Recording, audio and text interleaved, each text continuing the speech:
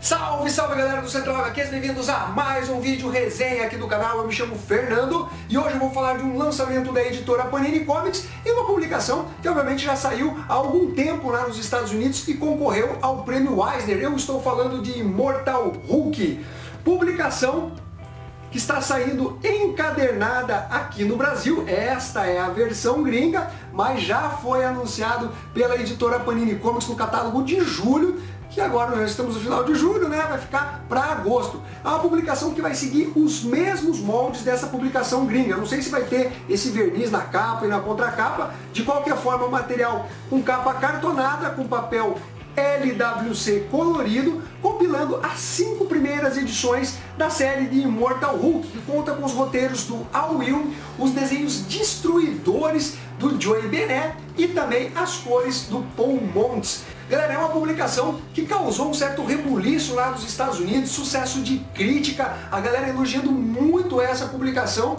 que vai partir do momento em que o incrível Hulk ele volta à vida. Para quem não sabe, em Guerra Civil 2, o Hulk acabou sendo morto pelo Gavião Arqueiro numa história estapafúrdia, sem pé nem cabeça, totalmente incoerente. E depois nós tivemos o incrível Hulk voltando em determinados momentos, como quando ele foi ressuscitado pelo tentáculo. Depois nós tivemos o incrível Hulk voltando no título dos Vingadores, escrito pelo próprio Al Ewing, também com a parceria ali com o Mark Waid, mas título próprio. Nós temos o início de tudo aqui nessa publicação. Então você vai me perguntar: Fernando, o que eu preciso ter lido antes para compreender essa história de Immortal Hulk? Não precisa ter lido nada, basta você começar exatamente por essa publicação. Claro que se você for atrás da história publicada no título dos Vingadores, você vai ter ali um complementinho, né, mostrando que o Hulk ele está diferente e tal, mas aqui começa de forma muito independente. E a ideia do Al Ewing, que inclusive ele já deu em entrevistas, era pegar o Hulk do Jack Kirby com Stan Lee, ou seja, aquele Hulk que, por exemplo, só se transformava à noite, um Hulk que teria um aspecto mais bizarro, mais monstrengo, e aí que entra a arte do Joey Bennett, que, como eu já disse, faz um trabalho estupendo dentro dessa publicação. Então nós temos aqui uma publicação que tem raízes no terror. Esta é a ideia do Al Ewing. E aí nós temos até uma certa comparação, né, com relação ao Monstro do Pântano do Alan Moore, onde o britânico aí acaba até reinventando o personagem, mas sempre respeitando as suas bases. O Al Ewing ele vai fazer uma coisa muito semelhante, inclusive explorando coisas lá da fase Jack Kirby com Stan Lee, assim como da fase Bill Mantlo e da fase também do Peter David. Então ele é um cara que realmente estudou o personagem e ele vai tentar pegar essas partes que trazem aí um clima mais de horror, de terror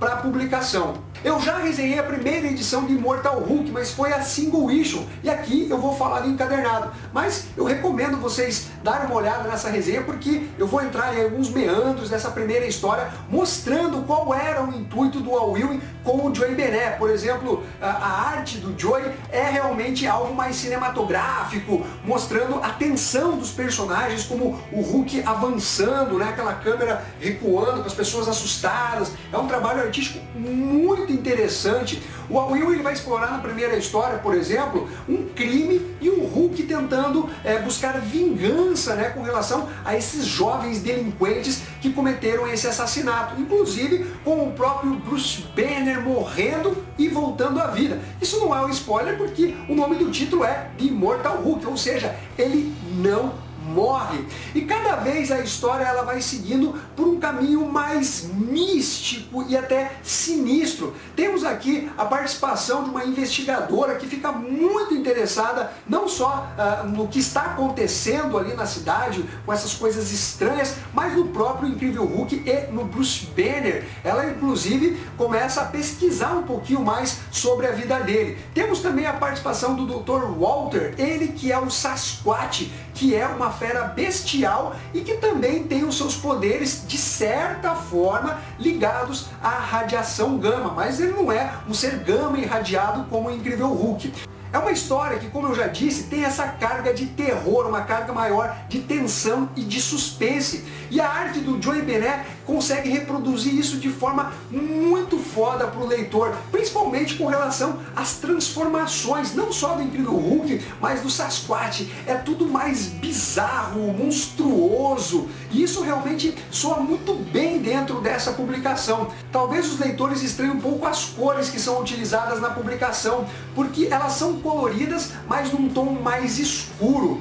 Eu também fiz uma entrevista com o Joey Bené, que é o artista da série, lá na Comic Con Experience, vou deixar aqui nos cards. E aí ele comenta um pouquinho sobre a ideia e o design do Incrível Hulk. Ele comenta que, por exemplo, o Hulk não tem os 5 dedos, né? Assim como o Jack Kirby fazia o Hulk na sua origem. Então ele quis deixar o Hulk com esse aspecto bem mais monstruoso, com aqueles dentes todo tortos e tal. Então a ideia desse título do Al Ewing é fazer uma construção respeitando as bases do personagem, né? Elementos que já foram colocados na mitologia dele, porém indo um pouco mais além e sempre com esse foco aí mais no terror, em algo místico, sabe? Mas não é aquele místico bonitinho de fantasia, não. É algo como se fosse uma magia negra e tal. Não é magos e bruxos que você tem nessa publicação.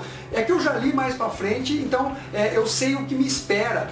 Acontece que, galera, até nesse primeiro volume, tudo que está acontecendo aqui, você vai falar, uau, né? Mas beleza, pra frente tem muita coisa estranha que talvez os fãs aí mais conservadores do personagem, no sentido de não gostar de grandes alterações, comecem a torcer o nariz, não conseguir digerir muito bem algumas coisas que são apresentadas dentro dessa história, mas eu tô curtindo, é algo diferente pro personagem, que tem, como eu já disse, recebido muitos elogios lá fora, concorreu ao prêmio Eisner. Então o trabalho que o Al Ewing aqui vem fazendo dentro dessa publicação é realmente bem interessante e dá para fazer um paralelo ali com o Monstro do Pântano do Alan Moore. Não estou comparando as duas publicações em termos de nível, porque Monstro do Pântano é um marco, né, dos quadrinhos, mas o Al Ewing aqui manda muito bem e eu considero sim a melhor publicação Marvel que nós temos hoje, que vai sair no Brasil pela editora Panini Comics.